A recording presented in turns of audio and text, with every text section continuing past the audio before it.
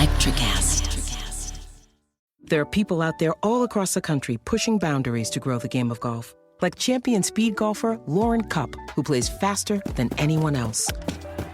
And Will Lowry, whose work in the golf community inspires more kids to get into the game.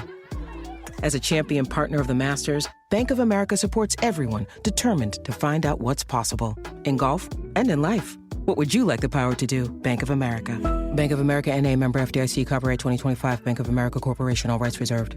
McDonald's meets the Minecraft universe with one of 6 collectibles and your choice of a Big Mac or 10-piece McNuggets with spicy Nether Flame sauce. Now available with a Minecraft movie meal. At participating McDonald's for a limited time, a Minecraft movie only in theaters.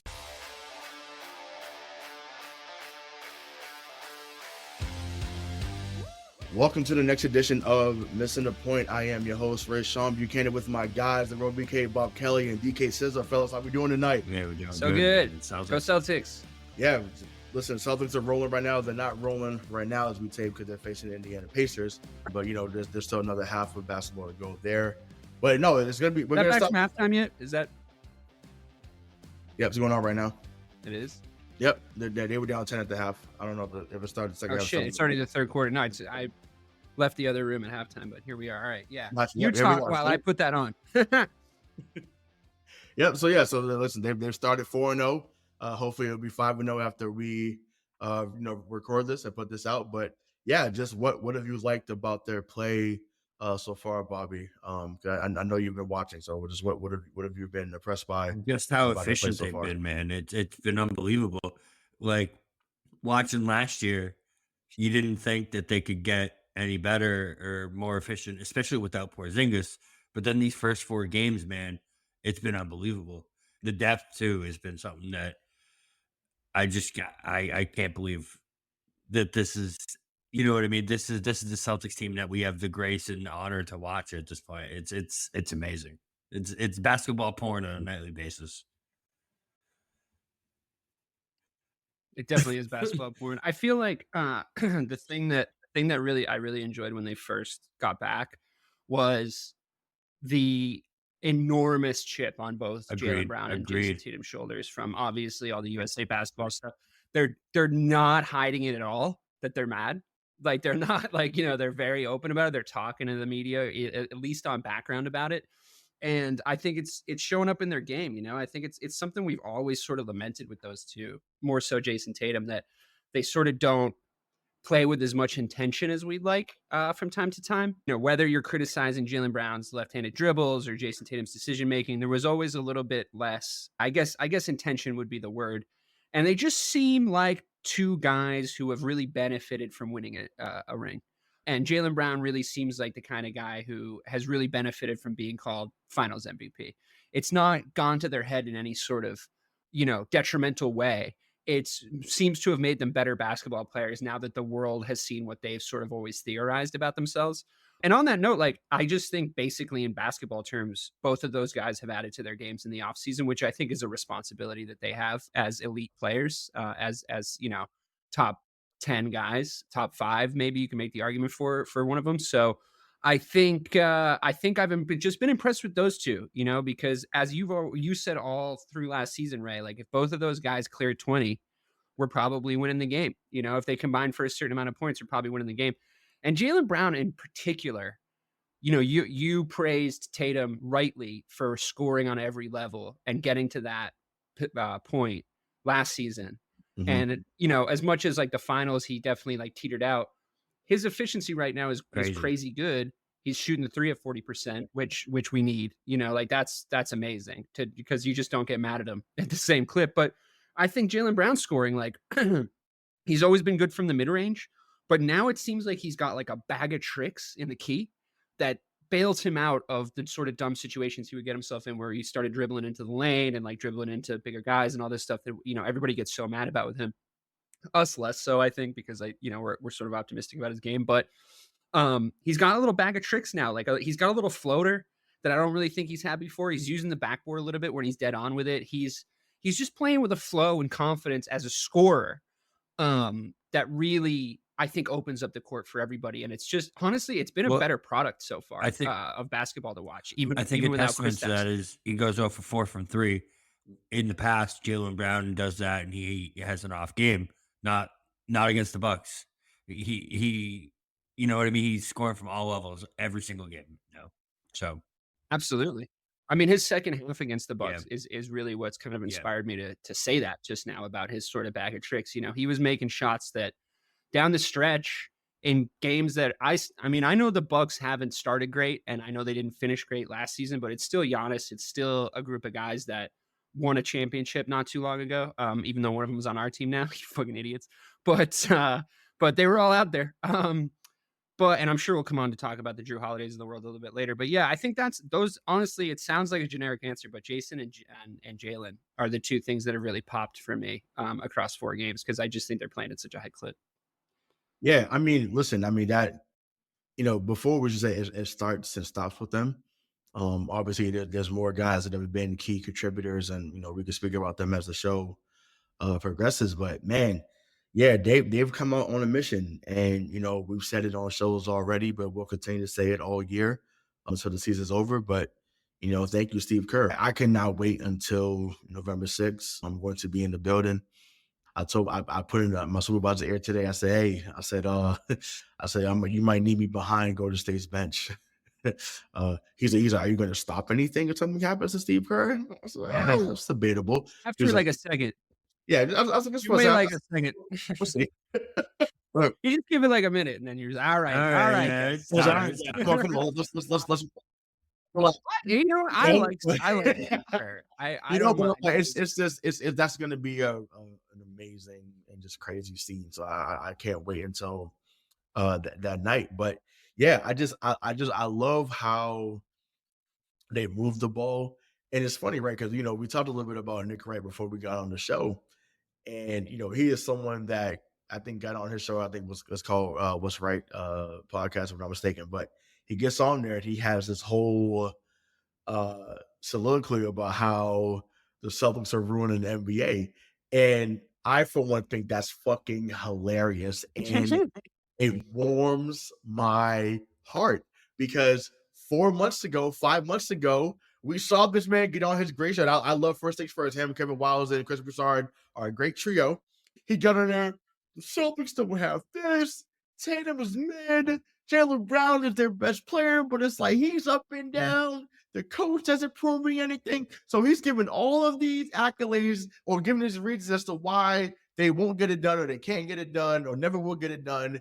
And then 4 months later, you're crying to the NBA faithful to say, we've got to do something about these Celtics. Like, that is that's the biggest 180 of all time. He said they had to change the rules now, right? Yeah, that's a joke. It's a joke, bro. Like, that's fucking wild. No, I mean, listen, I love the fact that there's, the Celtics have these, reporters in shambles. And can I read you a tweet from him on everyone's wrong. The 27th of May, 2024? Yes. By the time the Celtics adjust to playing real playoff basketball, the Mavs are going to be up 3-1. So that was a fun tweet. How'd that go? He didn't get the series thing wrong. He got that part right because 3-1 was the thing. He wasn't wrong. It was by the time that the turned out, But I was telling somebody at my job earlier, so I said, I said Luka, Kyrie, and others, because I was there behind the scenes when they were doing the finals media or whatever. It was very loose during the media session for Dallas, right? They were playing great music. They're dancing. They're shooting crazy shots, and I'm like, oh, they think it's sweet. They think it's a joke. And I'm like, hey, there's nothing sweet about coming into this building game one thinking that you're gonna come out and do something. It was wild. I seen Kyrie before game one, and it's not exaggeration because I was right in front of him, right next to him on the court. Dude hit 30 shots in a row. Not exaggeration. I was like, oh my God. I was like, whoa. I was like, please let this be something that he just does now and not during the game. And thankfully, once the crowd was involved, he faded away into the night. So thank you. I once again, Kyrie, you promised us that you were going to bring a championship, and you did. So for that, I say thank you. But then stay back to the Celtics roster. Appreciate your guy Bobby. I want you to speak on Pritchard a little bit too, because obviously it's easier to speak about Tatum and Brown, but as someone who's been on the Pritchard train from the jump, once again never wavered. Speak to what he's been doing this early season, just the leap that he's taken. Well, After yeah, winning the man. I championship. mean, you look at Pritchard especially that last game when he have 8 threes. This dude is he's averages 16 Crazy. points a game now. So to see him take this leap this year has been something that I personally have been seeing coming from the very beginning. And he's just, you know what I mean? His efficiency rating is through the roof. I mean, it is what it is, man. Payton Pritchard. I got nothing else to say. Sorry. Yeah, go ahead, Dave. Yeah, man. I mean, I think it's important to have a spot up jump shooter in the system that we implement. A guy who has very specific roles. The Celtics have a pretty firm identity now compared to obviously the building process. I mean, that's how it's going to be. But if you're accusing the Celtics of just being a team that just chucks up threes, I just don't think you understand what you're watching, because the spacing that we get, we manufacture. How long everybody is, how fast everybody is, and how everybody moves. Everyone seems to chuck up an up fake before they dribble into the key. Like everyone seems to do it now, and it just seems like an instruction, because we're such a good shooting team. The logic makes sense. We're such a good shooting team that they always have to basically guard our shooters, right? So now we've started to see so much space open up. And if you're a guy like Payton Pritchard, I mean, yeah, he made 8 threes. He was alone for 20, the majority 24, of 25 those footers. Like he was on his own. Yeah. Yeah. Like completely on an island. And it serves to speak to the depth of the team from a shooting perspective. But I think it also really serves to illustrate how we're able to move the ball, how we're able to space the floor. I mean, Al Horford, he might as well be 27 out there, the way he moves around and the way you have to go with him everywhere. The fact that there's every time you make one more pass on this team, the next man up can still shoot. And he can still shoot a 3. So if it starts with Tatum and it goes to Brown and it goes to Holiday and it goes to Horford and then it goes to Pritchard and all 5 guys touch the ball, every single one of those guys can shoot. So you at the very least have to adjust for that defensively, right? You can't just like leave guys on their own. So what happens is, I think from what I'm watching in my own simple brain, you watch them just run and run and run and run until the 4th pass or the 5th pass of the half court series goes to a wide open guy. It does cause frustration for sometimes we are missing wide open 3-point shots, but still, I mean, you can't really complain about the volume that are going in. And Pritchard's been the best 3-point shooter statistically, 3rd best 3-point shooter statistically out of his draft class since he was drafted, with a minimum number of 3-point shots put up, obviously. So he's always been a good shooter. My worries with him were always about his size. Thankfully, the team we're locked in going up against probably in the playoffs is the Knicks. And I think you've seen that their backcourt doesn't pose us a ton of problems size-wise.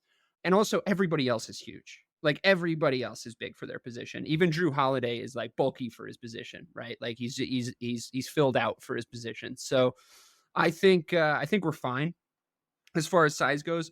I just did get worried when like Jimmy Butler was just like torturing Payton Pritchard 2.5 years ago now, down in Miami. Just like every time he was on the court, like Butler was like, I'm feasting on this guy. But offensively, if we keep moving the ball at that speed, I think he's got a lot to offer.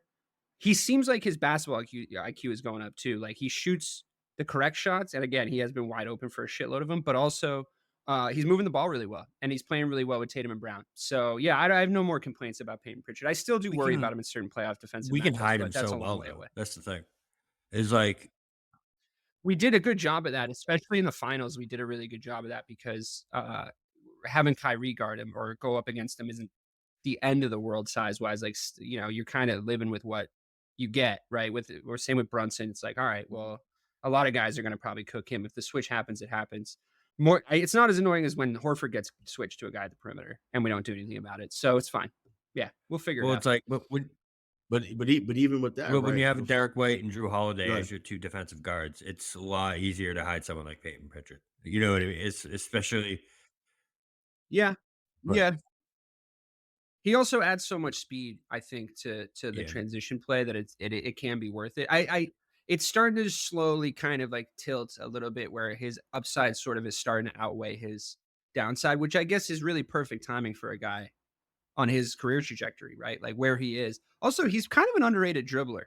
I have to say, he does have a little bit of like white boy dribbles about him. Like he can kind of do a little behind the back stuff. You can tell he learned it like on his own in his driveway because like probably whatever, watched but it. like You probably you know what I learned it mean? It's watching like, the yeah, okay, you can watching The kind of do Professor stuff. back in the You know, day.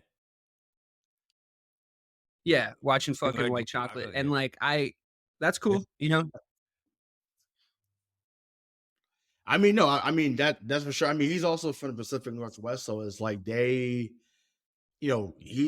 25, 26, so and he's from Oregon, so he grew up watching Dame, right? He grew up watching Dame, so and I think every time he plays Dame, he looks to go off, which is why we saw the other night. We had a couple of moments like that when Dame was still in Portland, so I There's think some serious flaws in that's just what he does. But yeah, between him, like I said houses look good, so yeah, like everybody has given something positive to this early start. So I'm excited to see how they get better as the season goes I on. like when Pritchard and Hazard are out there at the same time. I call it the Leave It to Beaver lineup. Okay. It works. It Yeah. works. Yeah, I mean, hey, they out there. It's real honest shooting. Yeah. Right. Real high IQ. First guy in the gym. Fucking Luke Cornett. That thing he does where he jumps up straight in the air like 6 feet from guys still works. Yeah. just declaring that. Yep, the Luke Cornett force field. Yep, the Cornett Cortez. Yep, exactly. So yeah, he's been great too. So He so actually yes, looks a little bit better. I mean, I know we're doing that thing where we've like adjusted back from playoff basketball to regular season basketball. So we're like, whoa, remember Luke Cornett? But at the same time, like I'm less concerned 4 games in or 2 weeks in than I was last year about our bench depth. I also like Tillman, and I like I know we've made fun of him, but I like Downs as well. And I think we're okay. Honestly, I think we're okay down the stretch. I know you had a question about adding guys. I mean, I couldn't think of any like needs. Yeah. Like right now, so yeah. Well, yeah. Well, we'll get into that in a little bit. Actually, no, we can stay there. Actually, so not necessarily adding guys. It was more so because like Hauser just came back in tonight's game against Indiana. It just a real time update. It looks like that might be their first loss tonight. Indiana's currently up. I think I last checked it was 96 to 78. So, and that's the thing, right? People have been wondering, like, oh, like, what's the chink in the armor? Like, how are you going to beat the Celtics? You usually have to hope that they're not making shots, and tonight they're not making shots. So Indiana is revved up, but they were revved up against them in the regular season last year. And then, because the big guy they missed last year that, people forgot about because he got injured early on was Benedict Mathurin. That brother can hoop. He's in that J.R. Smith, Jordan Clarkson type mode as far as the scorer. That brother can go. And, we were worried about Aaron Nemhart and some other guys, but Benedict Mathurin is someone who can really hoop. And he's showing it tonight. I think he got 23 and counting right now off the bench. So, and that was supposed to be their advantage coming into that series last year anyways, but they were missing some guys there. So, Ray, did we lose Lonnie Walker? Technically, because he was signed to an Exhibit 10 deal. So basically, yeah. So basically, it was just something where he was basically just getting a tryout because no other team had signed him. So I would have kept him. Right, but what happened was because he was on that type of deal, had they signed him to a standard deal, he would have got the veteran minimum, which is like 2.1 or 2.2, or 2.2 million, excuse me. That would have because the key tax would have been money wise. It would have cost them 6 or 7 million to even keep it. So they just wasn't going to do that at this moment, especially for a guy that may not play. Yeah, I guess it's just that I just like his game. Oh no, he did really well. He did really well in the preseason. Couldn't we have sent him to the G League and then not gotten? If he cleared the waivers, which I believe he did, and I don't think any team picked him up, he's able to go down to our G League affiliate, which is in Maine. and then they can bring him back up for games throughout the year. So I'm hoping that's the case, and I hope that he uses that showcase as a way to get back to the league full time, because there's only 450 jobs, but he definitely is worth a spot on any roster. I just didn't want him going to another contender and then being someone of good use to someone else instead of us. So yeah, so hopefully he gets out of the G League, gets a chance to play down there. That would be cool. With and those guys, and come back doing this thing. So I wanted to speak about some other contenders. So I think Bobby, you brought it up. So they beat Milwaukee obviously the other night, 119-108. Opening night, ring night. They beat New York Knicks. Fresh, huh? Yeah, crazy, right? 132 to 109. So Bobby, I'll start with you on this one, but just those matchups, obviously those both came in wins. But did those matchups change anything about, and you might even know it's early, about who could be contenders in the East to them? Neither of them can contend with the Celtics. And I think that just solidifies it right there. I mean, you remember what those battles with the Bucks used to be like compared to what it looked like the other night. It's night and day. You know what I mean? Like you guys remember the series against the Bucks where it felt like it was a track meet where literally every single one of us was absolutely exhausted by the end of that series. Celtics see it. So emotionally and physically exhausted. That's what I mean. It was so exhausting. But the Celtics just imposed their will. It's like Giannis, but the Celtics imposed their will on Giannis now. I mean, even Derek White's out there blocking Giannis shots, and it's just a different team than it used to be. When they're facing these guys, and I think even winning that championship kind of gave them even more confidence that these guys can't stick with them anymore. You know what I mean? And I think it's so evident and clear when you watch them play these contenders.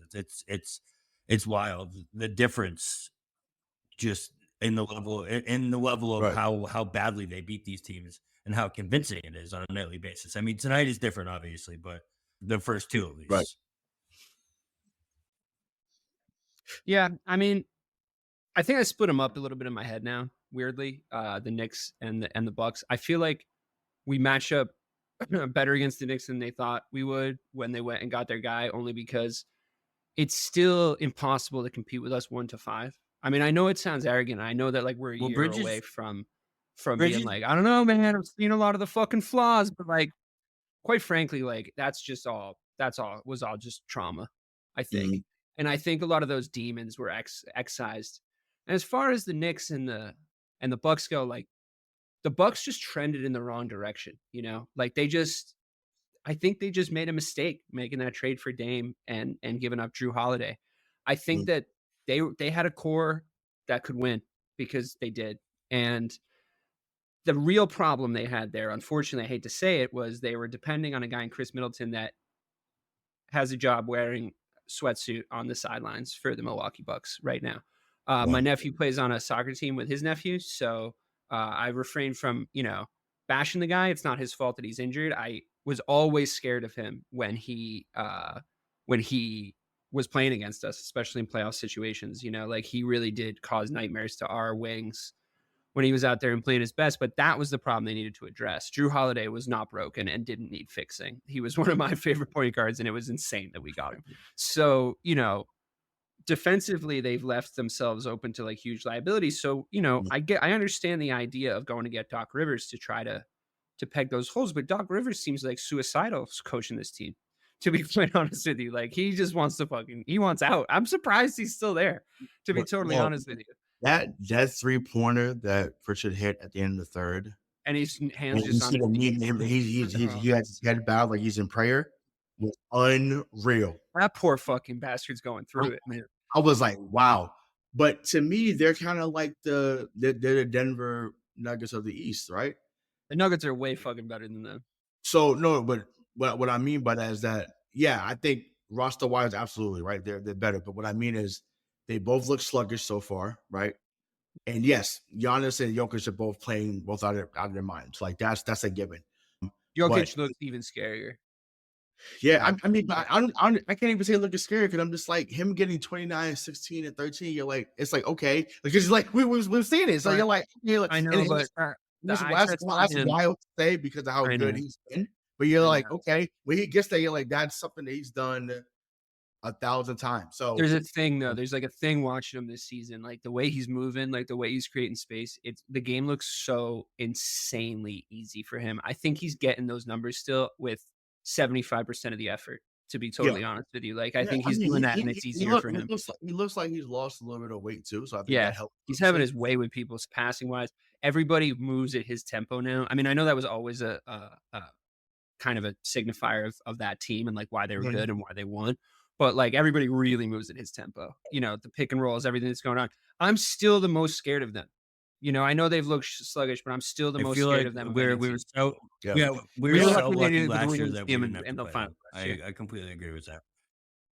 Yeah, I still think we would have won. I still think we would have won.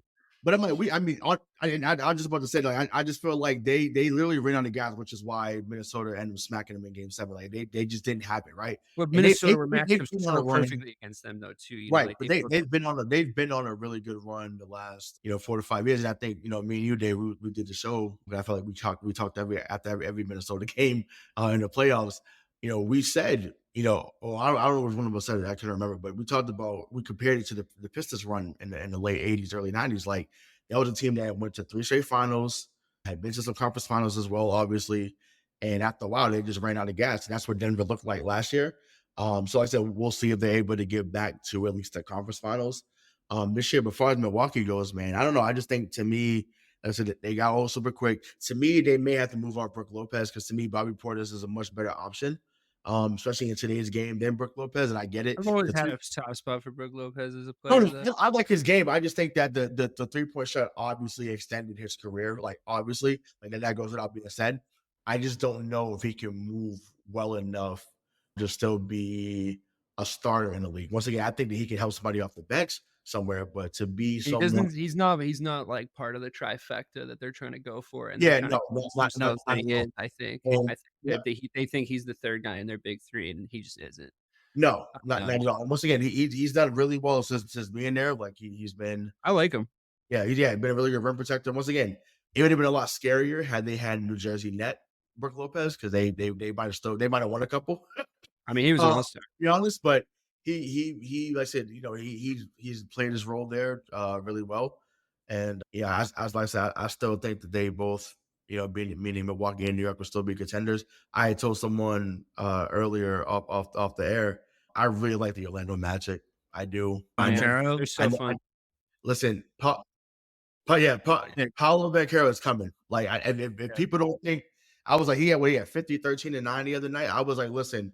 So is Wemby. Both of them, man. I know. I'm saying guys this season are going to take.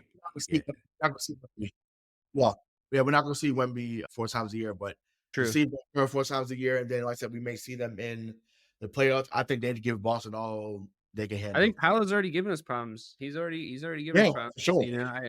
He's only better now. So. He's also mad.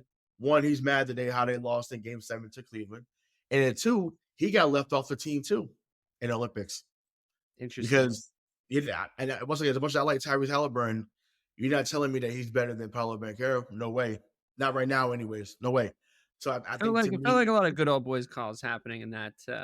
For sure. And once again, that's cool. But I think Banchero is one of the guys.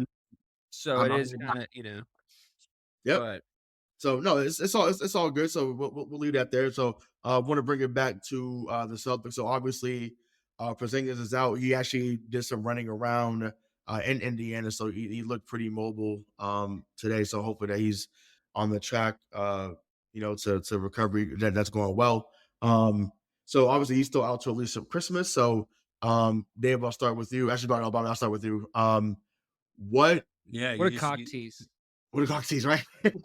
Right, bring it back, right? Big market tease. But would you rather see them keep playing perimeter guys more while Porzingis is out, or do you want to see more of a big lineup until Porzingis is back? Exactly what they're doing. 4-0 to start the season, and not only that, I mean, Joe at this point doesn't seem like he can do anything wrong. So I want Joe to do whatever the hell he wants to do at this point. You know what I mean? Like, yeah, he's out of his mind. And the more I hear him talk, the more I realize he's I love on a him, different man. planet. The more I hear him talk, the more I love him. And especially, do you hear the fighting comment too?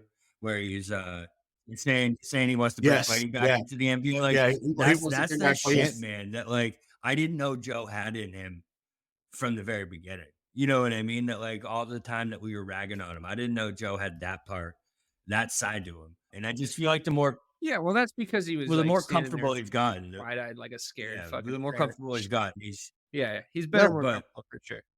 well, and I mean, yeah, hindsight's 2020. I'll let you finish your point, but hindsight's 2020. But I felt like we have not seen Brad Stevens make a bad move as GM, right?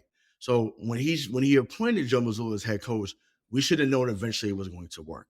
We should have, but we didn't because we just thought we was like, fuck, we're not going to win right now. We need to win now. Like not a guy that was brand new, that was an assistant coach, but we should have known that they saw something that was going to say, hey, this guy could be the guy to lead us going forward. So, but no, I mean, and just around, I mean, you ask if they should play more perimeter guys. I think they should play whoever the hell Joe wants to play. You know what I mean? Like, yes, they should play more perimeter guys because that's the type of ball that Joe wants to play. So, yeah, for sure. I kind of agree. I mean, I echo the sentiment of letting Joe decide, even in a more practical sense, because I think he's been doing good situational substitutions actually deeper into the bench. I think that like he's just looking at guys right now and it like in different situations. And I want to see him too. I want to see him in different positions doing whatever.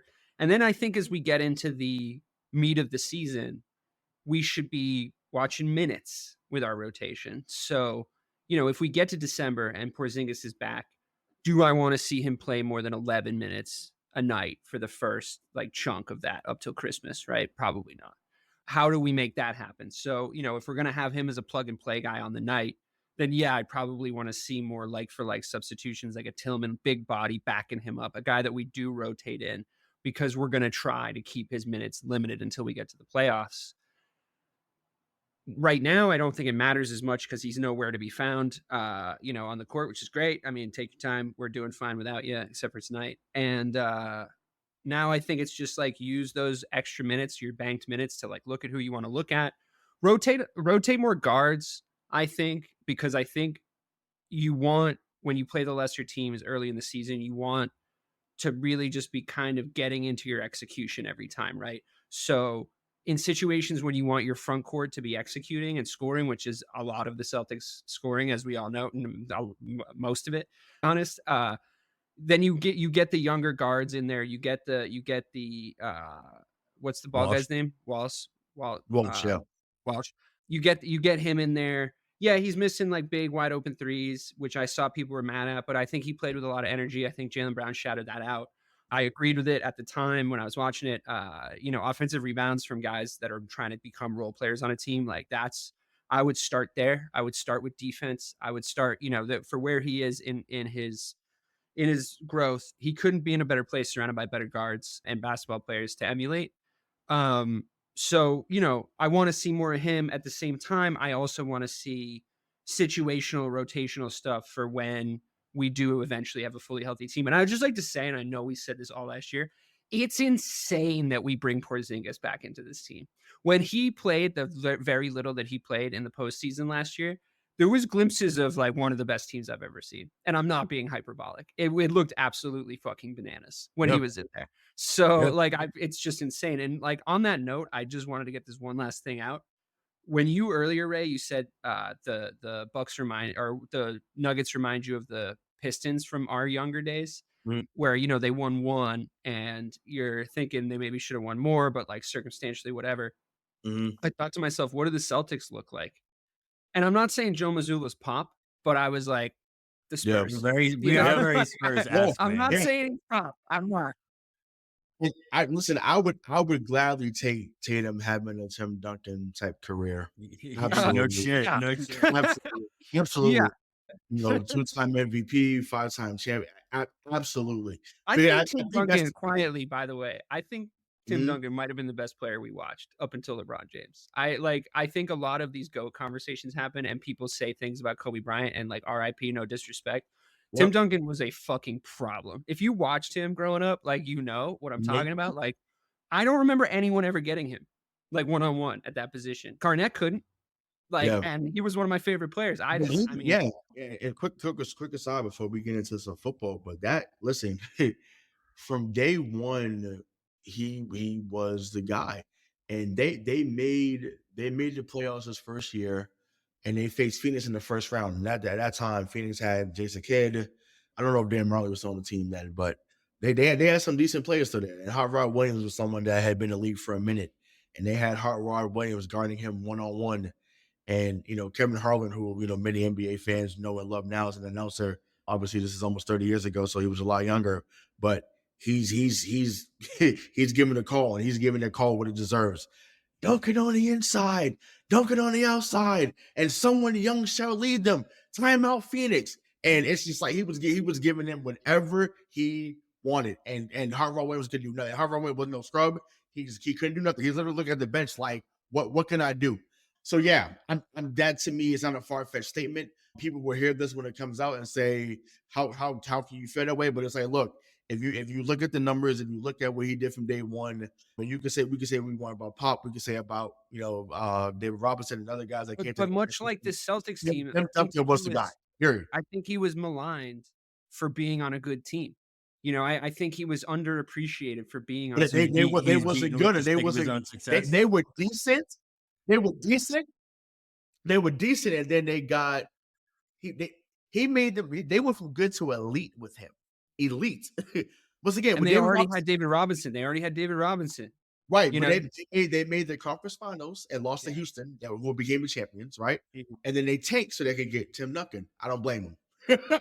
Should have been us. Really should have been us. Should have been us. That lottery, man. It's okay. If we got him, we would have dominated every decade. Yeah. Rick, that's why Rick Pitino. And like I said, it's funny. Came to Boston in the first place. He thought we were getting Duncan. No facts, but think about that. Yeah. It would have been. Well, I mean, he and him dropped Chauncey and Ron Mercer. But Chauncey's actually think about a young Antoine. Right. Think about exactly. Young Antoine. You get Tim Duncan the next year, and then the next year would have been Paul. Imagine. Woo.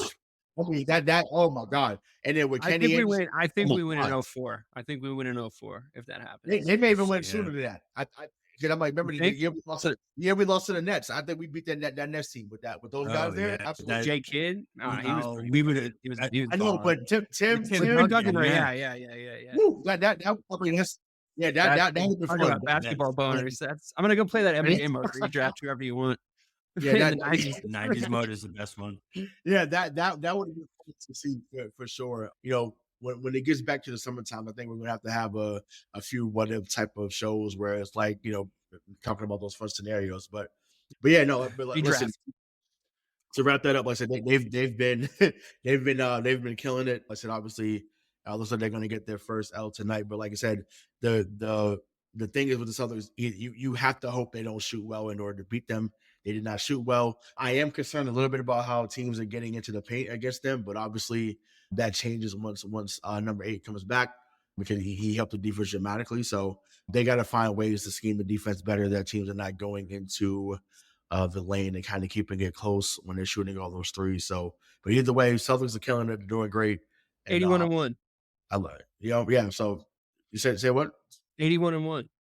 81-1. That's right. Still on the table. So something that's not on the table. it's not 17-0. So we're gonna go and get into some football. But hey, cue up the Duck Bulls, baby. New England gets their second win of the year.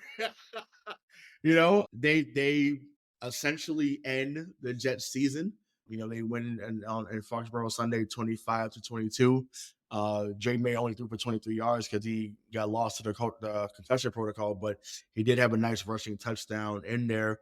So Dave, I'll start with you, man. But did you like the response to them being caught up? And obviously, Jerod Mayo had called him soft the week prior after that loss in London. So did you like the response to them being called out, or was this more about the Jets being a complete dumpster fire? Well, yeah, and yeah. I think that the Jets looked like shit. I think that Rodgers, like I said, hasn't been good in 3 years. I think that, way to get hurt, dude. And I think he's a kook. I think they let him the criminals run the asylum over there, and the lunatics take over, and yeah, they are a dumpster fire. Like I can't deny that. Is that why the Pats won? I mean, listen, I think divisional games show you a lot. I think in any situation, and I think we're going to do the power ranking show also on this feed if you guys want to check it out, and you'll see a lot of divisional games this past week, and you see these matchups make teams play a little outside themselves, do things a little bit differently than maybe they would normally because they see these teams a lot. That being said, all those qualifiers, I thought the Pats looked good. I mean, if you didn't apply the context of all the other weeks of watching them play football, which unfortunately you have to, Right. you'd be like, they're not bad. They're okay. They had their moments. And most notably, and I'm sorry, it's unfortunate that the concussion protocol thing happened. You never want to see the starting QB get blue tented, but I think he's kind of a baller, dude. To be honest with you, like I just think he's got it. I think he's got those things. I think we might be early to say, but I think we might be in a very rich vein of quarterbacks right now in that draft class. I think they were right when they said that. And I was watching him ball out. And to me, if you knew nothing about football and you applied no context and you asked me which of those two quarterbacks I'd want, I would have said your guy. So yeah, I enjoyed how they played the game. Like they played well. They still had to beat them, Right. Yeah, I mean, when it comes to Drake Maye, that dude is like DK just said, he's an absolute baller. The one thing that stood out to me in this game is, do you guys hear the stat that the Jets had 250 yards passing, no turnovers, and I think it was multiple touchdowns, and no team ever have not lost that game. And they're the only ones that have ever lost a game in that circumstance. Yeah, what was 715 until that game. And the Patriots are the one this. We broke the streak, baby. With a new Brock Lesnar. Oh my God! What a joke! What a joke! What a joke! Like that. Like I mean, that. I'll also say though, like What can't happen? As much as I was complimenting Drake Maye, and just on the opposite of that, like Jacoby Brissett came in and balled out too. Like he came in and he was like super consistent, super, and like that to me was like the kind of the cool performance watching that down the stretch where it was just like, oh look, Jacoby's back here, he's playing super consistently, like we saw him in week 1. Getting your tight ends involved. I mean, talk about a Patriot offense, right? Seeing Hooper and Henry combined for a lot of catches and a lot of yards. That was nice. I just think that they played not as bad. Their offense this season isn't as bad as it's been in the past few years. I'll say that. I think that there's notable improvements on the offensive side of the ball. And I think that is you should, I think, credit your coaches for that. And, I know that last week it was very doom and gloom about the coaching staff, but I don't know, man. They had to do a lot to make sure that every piece happened and was ready for that game in particular. And like Brissett, I think coming in is a really big example of that. Like the guy was ready to go, like he came in and it looked pretty seamless. So I give the coaches a lot of credit for that. I mean, we see that the guy's not getting by on his athleticism. You know what I mean? So like obviously the scheming is working to a certain degree. If the Pats can't hate that, right? If the Pats could catch too, they would have won that game easily. There's multiple big plays where booty drop balls. It was unbelievable. Yeah, and that's my biggest issue right now with that wide receiver room. It's like, I do think there's some guys that have talent there for sure. Obviously they just have to develop, but you cannot look like me at the YMCA playing flag football and be out there on the field trying to make plays and then say that you have the best hands in the league. No, like Drake Maye was literally throwing darts and hitting guys in what they call the bread basket, and guys were just literally dropping it, right? But to your point, Dave, about Jacoby Brissett, yeah, I mean, listen, no one has slandered his name, his character, than the man that you hear right now coming through your airwaves. But yeah, give him credit where it's due. He showed up, he stepped up, and I thought that the biggest improvement I saw with him on Sunday was that he made quick decisions, right? I think sometimes when you get a chance to step back and kind of watch the game from the sideline, you can kind of see like, oh, okay, if I make this throw here, I might get this first down. Or if I run when the guys are, turning their back to me, I can get a 5 or 6 yard gain. So I think that's what he went Phoenix back. fixed that early, yeah. Yeah, he went back to that, and we what he did in week 1, like you said. So yeah, I was pleased with that. I'm glad that he won and had that game winning drive, because that was something that has been elusive here. Once again, that's something that used to be a regular thing here. That if you was down, I think about that Saints game years ago against Breeze. I think about the Payton Manning game when they were down 24-0. Like there's so many times you could go back. The Buffalo Bills game on Monday night where they scored 2 touchdowns in like a minute and 30 seconds. So that used to be a thing where you didn't think about them losing. It was like, okay, like they're gonna find a way to come back. So it was cool to actually see them get a winning home, because they haven't won since last year at home. So that was good to see them pick that up. But I don't know. I'm just like it's hard for me. But I want to get back to Drake Maye, because obviously he left in the left because of the concussion protocol. But would you want to see him play next week against against Tennessee, or would you wait until Chicago? So Dave, I'll let you answer that first. I would probably bench him. Just better safe than sorry on the concussion stuff, if you ask me. You're going to need him. He's your quarterback. He's the guy. He's the one that you drafted 3rd overall. He's not, you know what I mean? It's Jacoby Brissett out there. Well, yeah. I think you can beat Tennessee without Jacoby Brissett, and I think the season looks a lot sunnier all of a sudden. Yeah.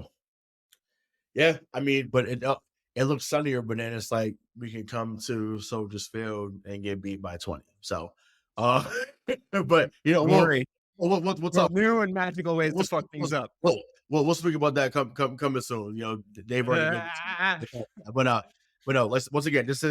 It's a happy moment for now, but I would sit him as well. Honestly, I just think that if you can't, you're safe and sorry, man. Not against the Titans. Who gives yeah, a shit?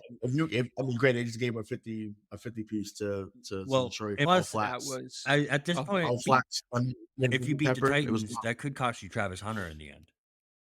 You know what I mean? The Titans are going to be winning many more games this season. You guys aren't going to be winning many more games this season. So I don't even know. I think it'd be in your best interest to sit him. But the thing is, I think that ship's already sailed, dude. I don't think that they're worse than the Panthers, and I don't think that they're worse. Yeah, that's the thing. Yeah, so I'm not. Once again, I think they're going to draft 3rd overall again. Maybe Hunter and Will Campbell obviously are the other 2 of the blue chip prospects in their draft. But if you fall down to 8 or 9 or even 10 and get the other lineman from Texas, Banks. Like if you get him, cool. I just know it's either you get a guy in the top 10 or you trade for an overhaul. Like I know, to me, I just feel like you have to find a way. What does free agency look like for your line? I'm not sure. Honestly, so much salary cap. I don't. Yeah, I mean they do have a good amount of money to spend, or that they're able to spend. But to me, it goes back to what I've been saying. If free agents don't see that you're building towards something, why would they want to come? But that's the thing. So you want to win a couple more games. You want to show the market that you have. You might not be in. I think you might have already made your top 3 pick, right? And I think that if he can play that consistently down the stretch for you guys, there is a chance you're looking at the 7th or 8th pick. But that's not necessarily the end of the world, despite what you were saying coming out of the offseason, where everybody wanted like the 2nd or even the 1st, right? It doesn't look like you're that bad. And I think if May does come in and start to win, maybe from the Chicago game onwards, hopefully, I don't think you're in a bad mood about having the 8th pick or the 9th pick. I think and the free agency looks a lot more optimistic too, right? Oh, and let me be clear, that's really the path I desire. I would just resign to the fact that they were going to be in the top 3 because of how bad it looked, obviously, going into this game. So I'm not sure who's going to be like an unrestricted free agent this season, but if you're in a position to, I would overpay for a wide receiver 1, and I would overpay for a left tackle if those guys were available. I would pay those guys a little more than market value and take them onto your team immediately. And once again, I don't know who that would be. I don't know if they. I neither. mean, I don't know if like can you get a Houston type deal where you get a Larry Tunzel? Can you do something like that? Like that would be awesome. But it's just a matter of can you do that? So I don't know if a guy they traded a couple of years ago would be available. Shaq Mason, who was a really good right guard here in his time here. Can you see if you get a healthy Cole Strange next year? Can he be essentially the replacement for David Andrews? Because I think David Andrews is probably going to retire within the next year or so. So he's starting to get there in age. So I mean, Cole Strange, to me, doesn't fit what a guard looks like, but he does. He's small enough and in stature to be what a center is. So maybe he's the guy that replaces David Andrews there. So yeah, they have a lot of things to iron out and at that level. I just once again, to me, a majority of their picks should be linemen, whether it's on defense or offense. I just think that that's where they have struggled the most. Once again, we hope that Barmore can come back healthy. You may lose Dietrich Wise soon because he might be someone that the team looks at and say, hey, he could be good in situational downs. So yeah, so I mean, they just traded Josh Uche to the Chiefs. We got a 6th rounder for him. So maybe apparently he fell out of favor here because we were wondering in the chat why he got dealt to Kansas City, but I guess he fell out of favor. But I'm positive he's gonna do well there because moves like that is what New England used to do, right? Go get a Kyle Van Noy, go get a guy that wasn't doing so well elsewhere. He comes to you and becomes a guy, becomes a staple of the defense. So I'm already sick thinking about it, but it is it is what it is. So but just for I think Dave, you just brought it up. So Bobby, I'll let you answer this as well. But do you think that they could be buyers at the trade deadline? So we have another week or so because I think the trade deadline is November 5th. So would you want them to go build and get somebody right now that they can have kind of cost control over, or do you think they should wait until free agency to try to build that way? Wait till free agency. There's no reason to. You're already dealing pieces off. Why would you go out and start acquiring things if you would have to give up draft picks in order to get it when you can just do it in free agency this upcoming season? I mean, Yeah. Unless you can get a number 1 wide receiver, like DK said. If there's a guy there's a guy with T. Higgins is an upcoming wide receiver free agent. So you're looking at guys like that for this upcoming year. You know what I mean? Not a wide receiver one, in my opinion. Wide receiver 1.5. Yeah. Not a guy to build around. But you know what I mean? Yeah, it won't but be. there's guys like that coming up in free agency. So I mean, is it worth it to deal out a draft pick when you know that that's how you want to build this team? Yeah, I mean, I think so. Evan Lazar, who was caught a lot of heat up here from that mutiny report that he made a few weeks ago, and him and Mike Giardi were having a back and forth, through the media last week after that loss in London, or 2 weeks ago after that loss in London. He actually used Dave's Bears. He said Bears were 2-6 last year, and they traded their 2nd pick for Montez Sweat, and now Montez Sweat is killing it over there in Chicago. So he was like, they knew that Montez Sweat could be a part of the future, so they went and got him.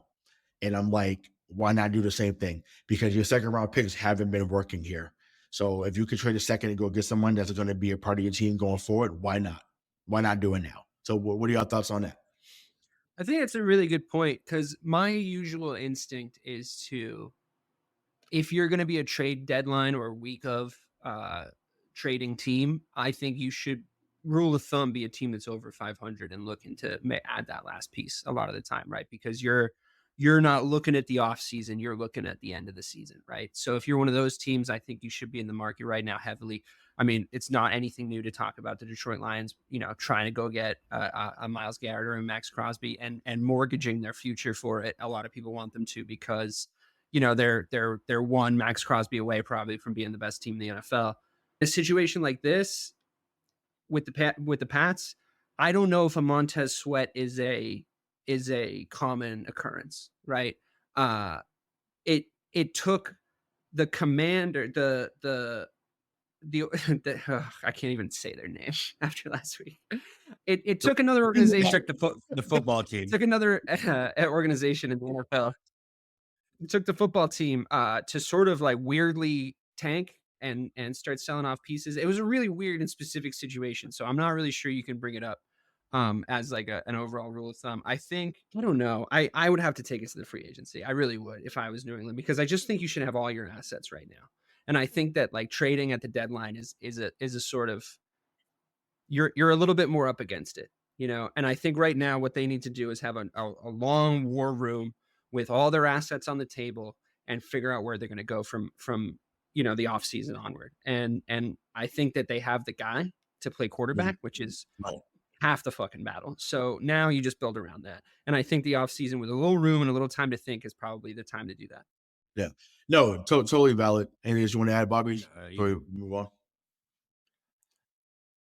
Yeah. So, but yeah, like I said, I just think like, because there is more than one way to build a team, I think that's something where I think they should at least have the conversation. Once again, if you don't, I'm not saying the deal doesn't exist, right? Like I'm not saying there isn't, but I think that it needs. No one's as good as Montez Sweat right now, right? It's just like, wow, we got Montez Sweat. Holy shit, you know what I mean? Like, wow, the fact that like that guys like that aren't even really on the table at this point in the season. You know what I mean? Like that's not usually a thing that happens, I guess is my point. So if you can get a deal like that, great.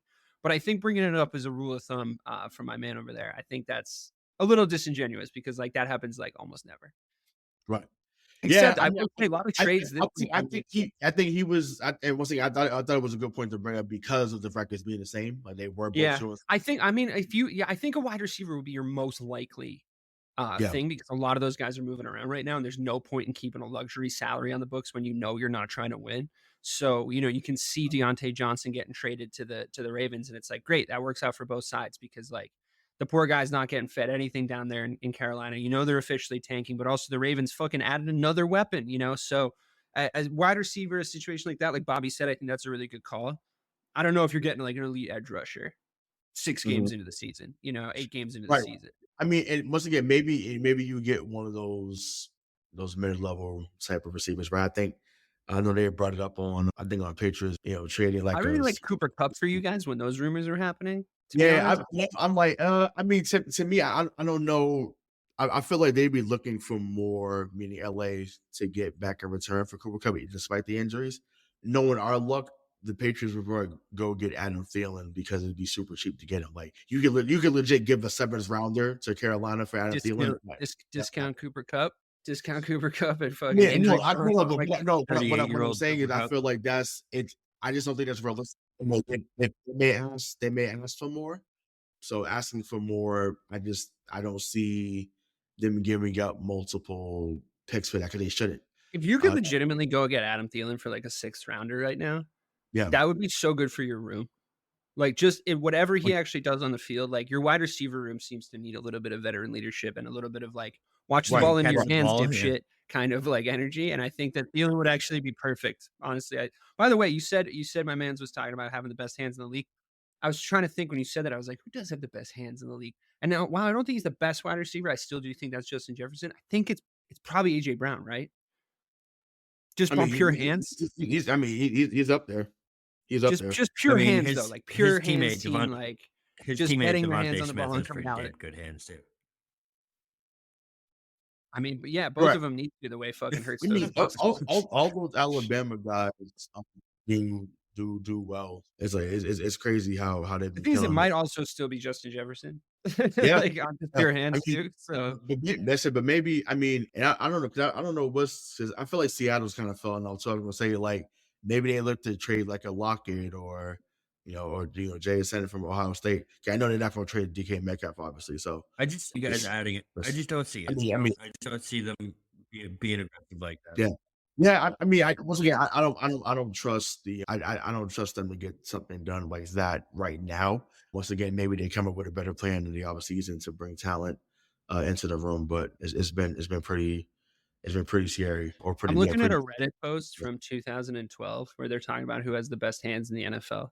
And goddamn, do we have a lot of good wide receivers now. I'm not saying these guys aren't good, but the conversations about like Nate Washington, Anquan Bolden, like fucking everyone was nice. Oh, I get it. I understand, but you're talking best in the league in 11 years ago. Like I feel like we have a couple of Anquan Boldens now.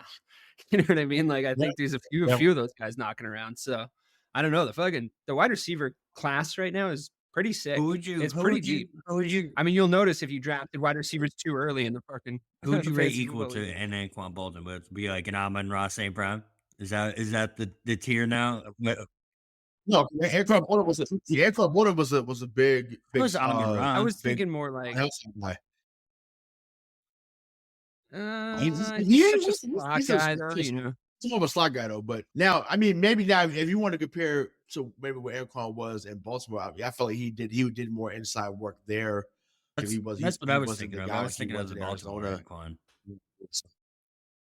Gotcha. Okay, yeah. So if that's the case, then yeah, maybe. But yeah, I mean, he's in that mode. Like a DeAndre Hopkins is kind of like that. But Yes. like, Exactly. Yeah. Like 2 or 3 years ago, DeAndre Hopkins was like pretty up there for me. I think he was like he looked lost on Sunday. Mhm. Like, so, we'll get into that. Well, we'll see. We'll get into that. I mean, Calvin Ridley on a good day, he's if he's really having a good. Yeah. I mean, it's funny. He cried for all that attention. Like, they're gonna give me the ball so I could be into it. So that's everybody receiver though. Right, but I'm saying you go 8 on 130, which is excellent numbers. But you get smoked by 37.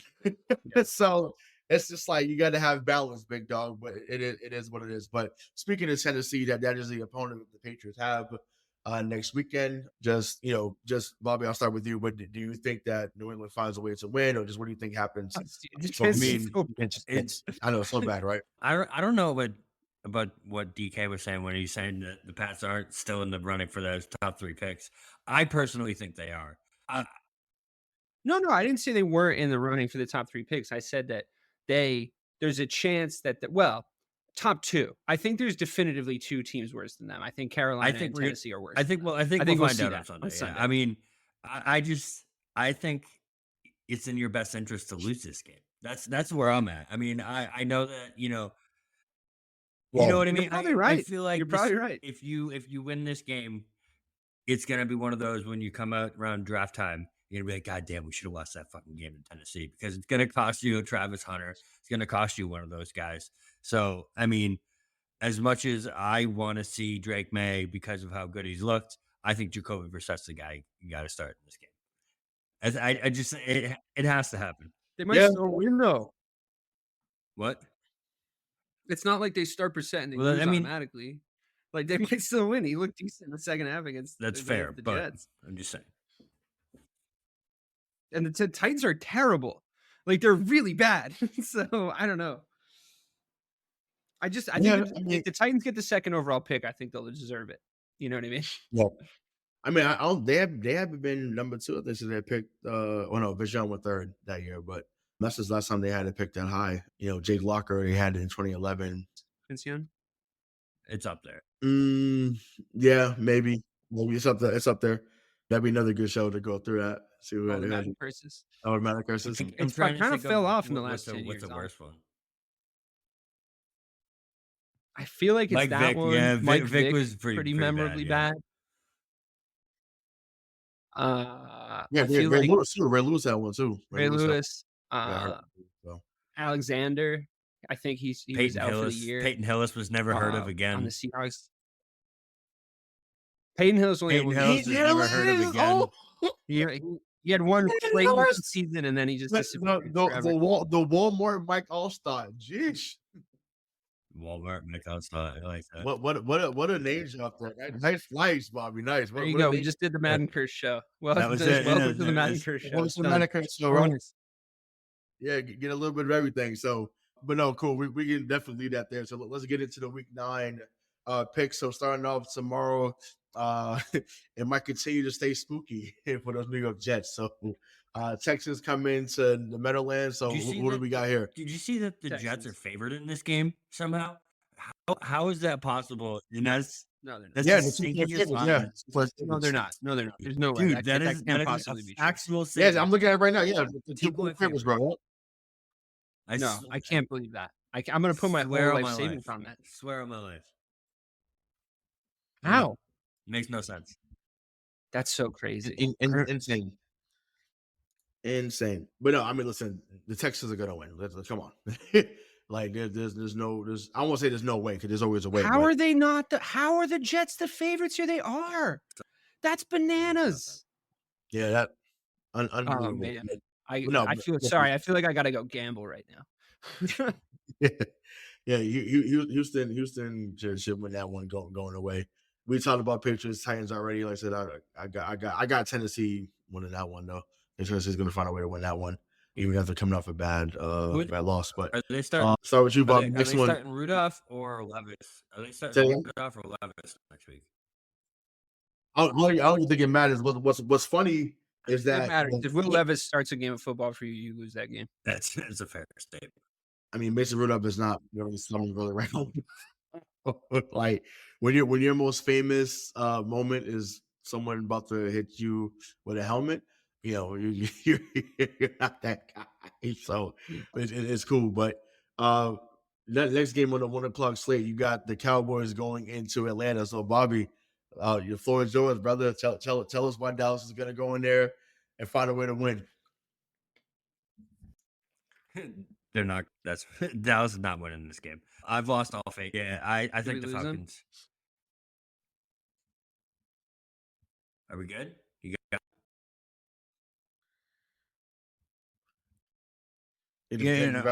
I Dave? Yeah, I'll take the Falcons here. I think the Falcons win this game.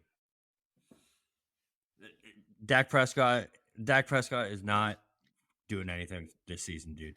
He's lost. We'll save your detailed analysis for the power rankings. Right.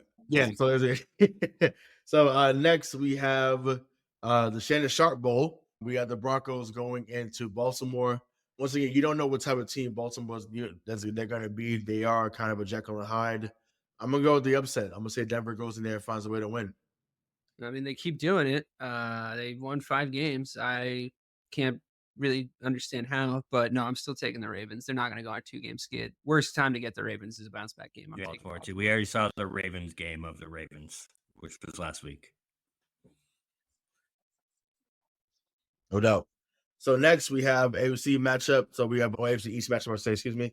We have the Dolphins going into the Bills. I mean, I know Tua came back. You know, I'm still nervous about how he's going to look going forward. I just want him to be healthy as possible, so that he can just one play the game that he loves, but also more importantly take care of his family. I say that to say I got Buffalo. Dave, what about you? Yeah, Buffalo are going to stomp them. They look good. They can score. They can move the ball. Buffalo. Go. Next, this is going to be one of the worst games of the weekend. Saints going into Carolina. I mean, by default, I picked the Saints. It's like sure, but by default, I picked the Saints. They're both terrible. It's not going to come up on red zone, so right. So let's take the Saints too. Why not?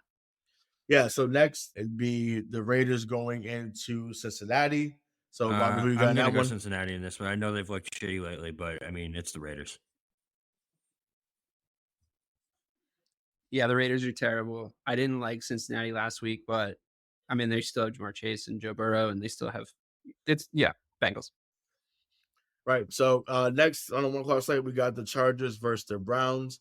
I'm here for the Jameis hype. I'm here for it. I thought he was awesome last week, so I'm riding with Cleveland. Yeah, they should have done it 3 weeks ago before Deshaun's ankle exploded. I'll take the Chargers though. I like how they're looking defensively. I think they're looking solid. I think Harbaugh's been he's getting better and better week by week. So I'll take the Chargers. Go with Chargers too. Harbaugh, he's got that team rolling. Gotcha.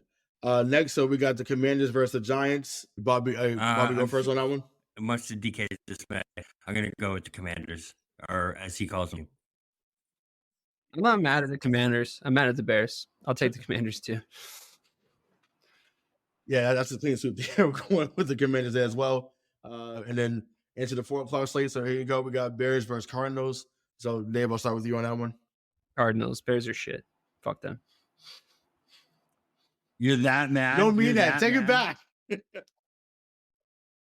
I'm furious. Oh my god. No, I get it though, but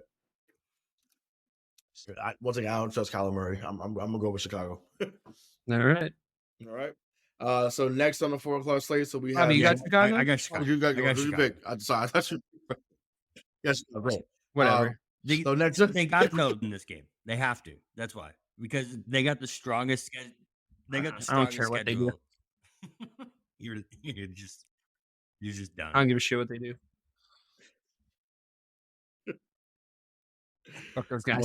That's gonna be such a good show. All right, but all right. So we have the Jaguars versus the Eagles. Philly seems to be waking up. You know, they've gotten healthy. So I'm gonna ride with Philly here on this one. Yep. Yeah, me too. Jaguars are terrible. Cool. And this may be the game of the weekend here. So we have Lions versus Packers. I'm gonna go with Detroit though. I'm gonna go with Detroit. They look like a wagon. They're out of control. Not on fire. They're on fire right now. So the Packers didn't look that good. Barely beat the defense Jaguars. that can figure out how to stop them. No, it's the Packers defense. Packers defense looks pretty good this year. But I'm still going with Nah, the fuck them too. Yep. And then next we have the Rams versus the Seahawks. I'm gonna go with Seattle there on that one. It's basically a pick'em game, and I'm gonna ride with Seattle there.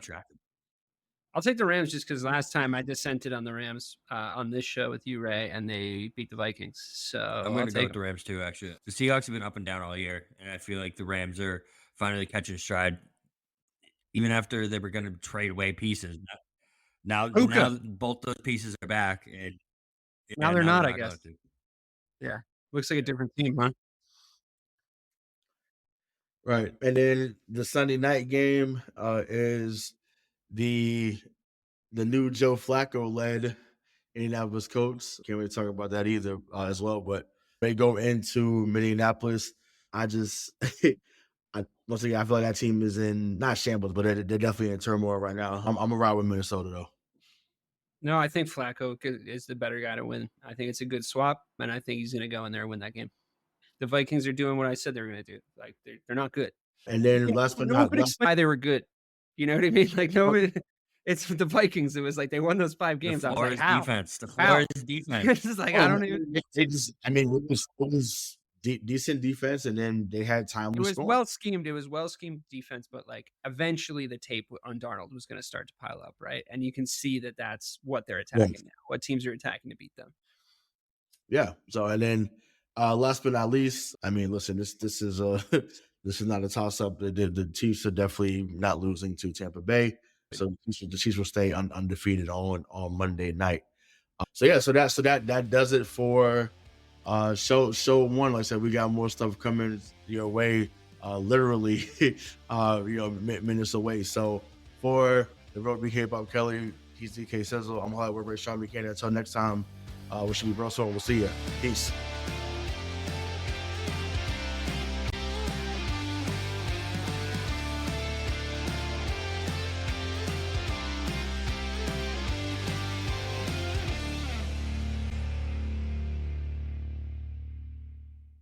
Hi, I'm Sherilyn Fenn from Twin Peaks. What did you do on your last Saturday night? Did you hear something? Toilet paper. There's nada. The reserves have gone dry.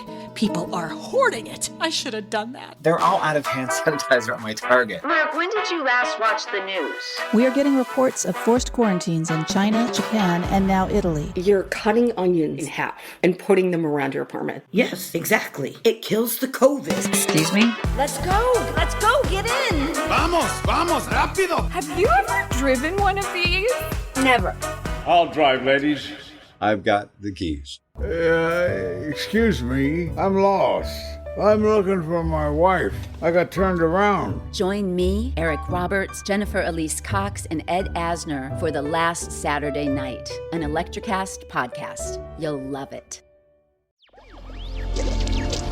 Electrocast. Electrocast.